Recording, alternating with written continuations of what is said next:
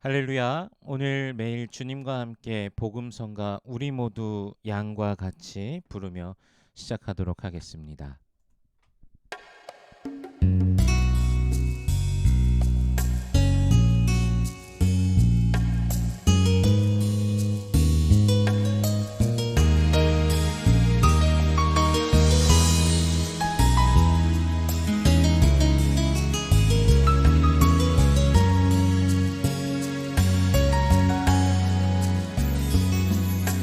우리 모두 양과 같이 길을 잃고 죄의 길로 갔네. 범죄하여 주 영광을 잃어버렸네. 주의 영광을 다시 보게 하소서. 주의 임재 가운데 살게 하소서. 오 주여, 은혜와 자비 베푸소서. 이 땅에 거치소서.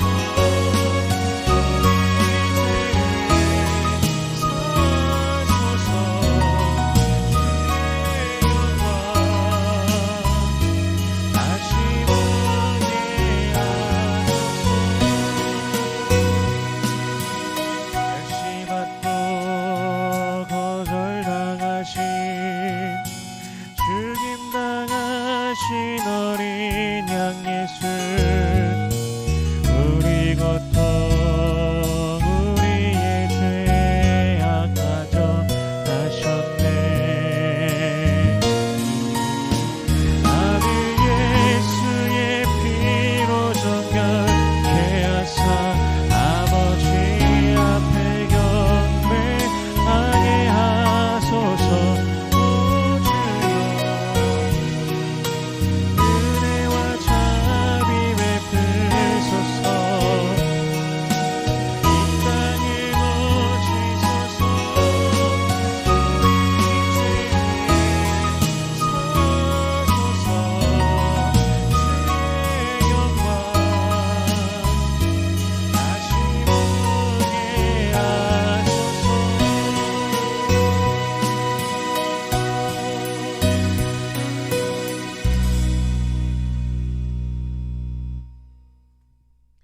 아멘. 오늘 매일 주님과 함께 우리가 함께 나눌 말씀은 레위기 10장 12절에서 20절까지의 말씀입니다.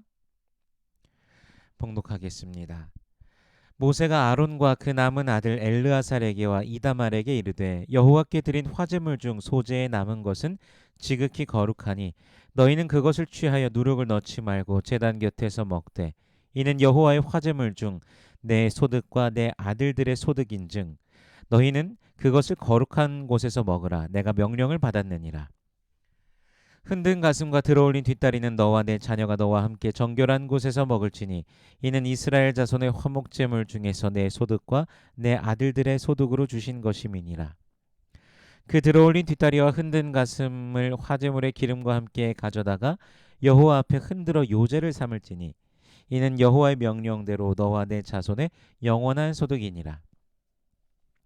모세가 속죄제를 드린 염소를 찾은즉 이미 불살나는지라. 그가 아론의 남은 아들 엘르아살과 이다말에게 노하여 이르되 이 속죄제물은 지극히 거룩하거늘 너희가 어찌하여 거룩한 곳에서 먹지 아니하였느냐. 이는 너희로 회중의 죄를 담당하여 그들을 위하여 여호와 앞에 속죄하게 하려고 너희에게 주신 것이니라. 그 피는 성소에 들여오지 아니하는 것이었으니 그 제물은 너희가 내게 명령한 대로 거룩한 곳에서 먹었어야 했을 것이니라.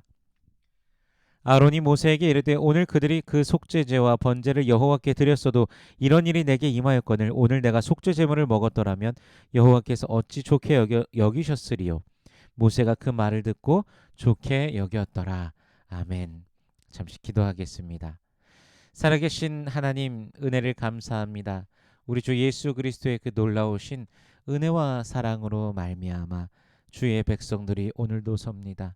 우리를 씻으신, 우리를 대속하신 그 놀라우신 사랑과 은혜에 힘입어 오늘도 담대함을 얻어 나아가게 하여 주시옵소서.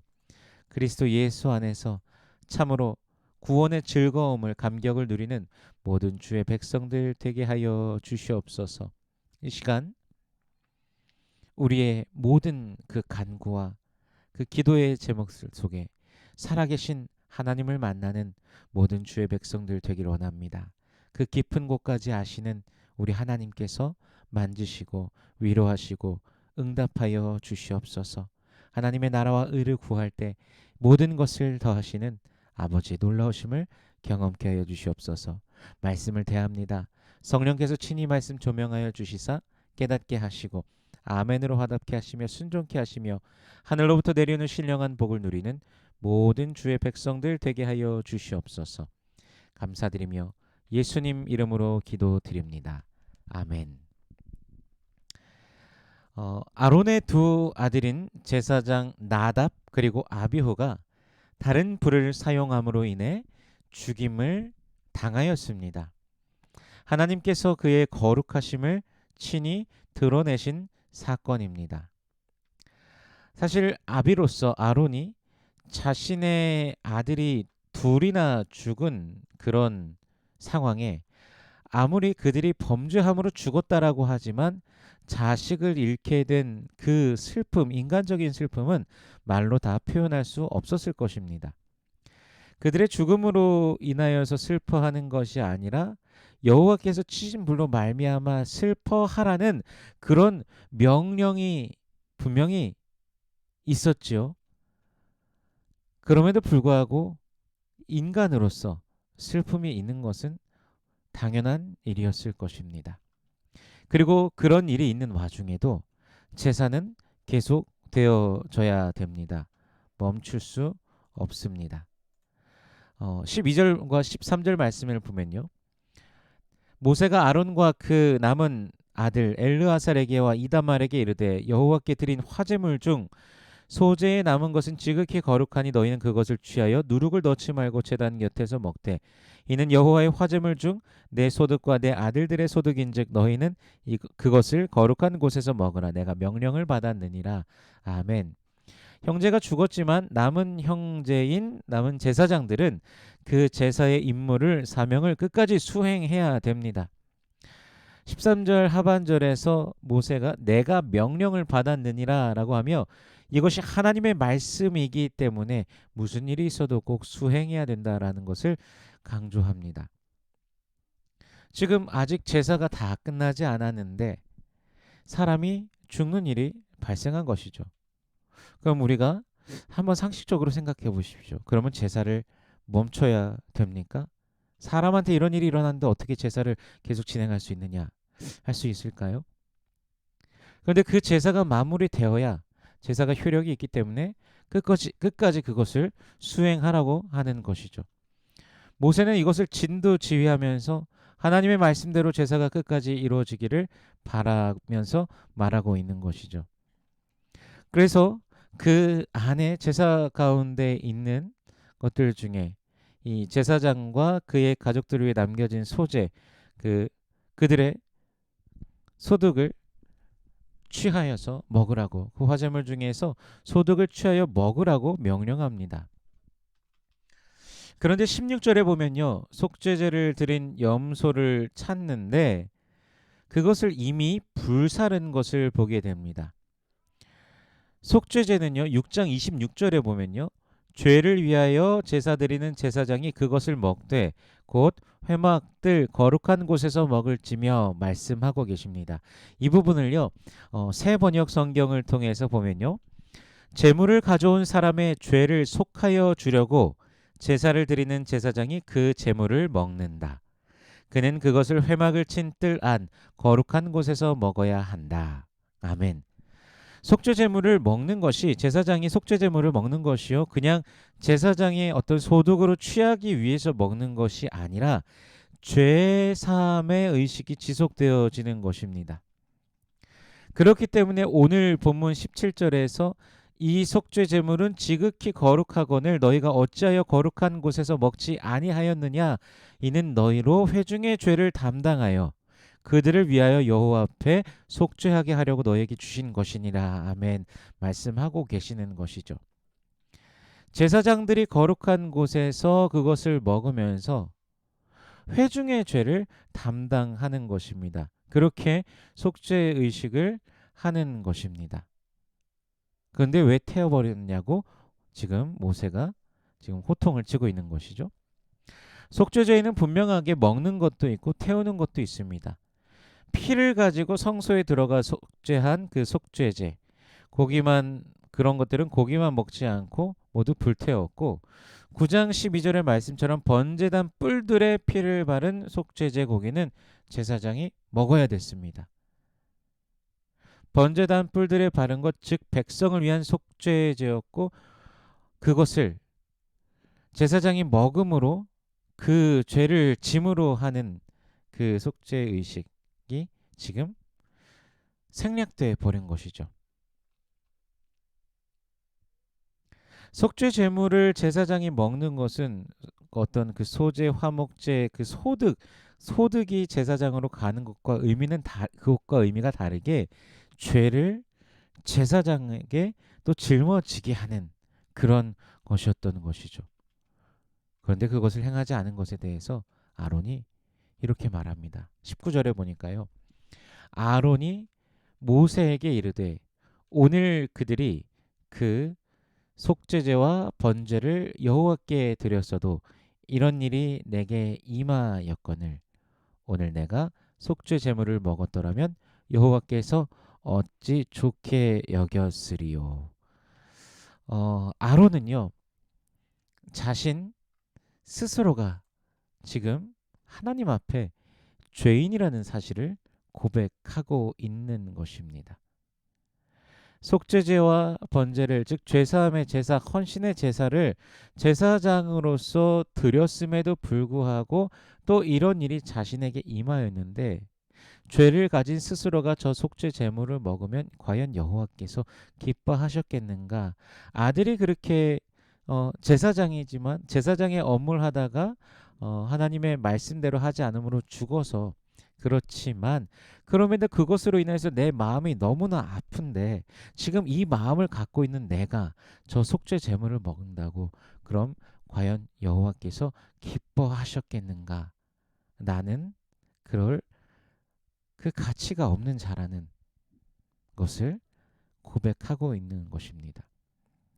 죄를 가진 주체로서 제사장이지만 아론 자신이 제사장으로 서야 되지만 죄를 가진 주체로서 하나님 앞에 설 수 없는 자신의 모습을 고백하고 있는 것입니다. 그 말을 들은 모세가 20절에 보니까 모세가 그 말을 듣고 좋게 여겼더라 라고 말씀하고 있는데요. 이것은 하나님의 마음이 반영된 것입니다.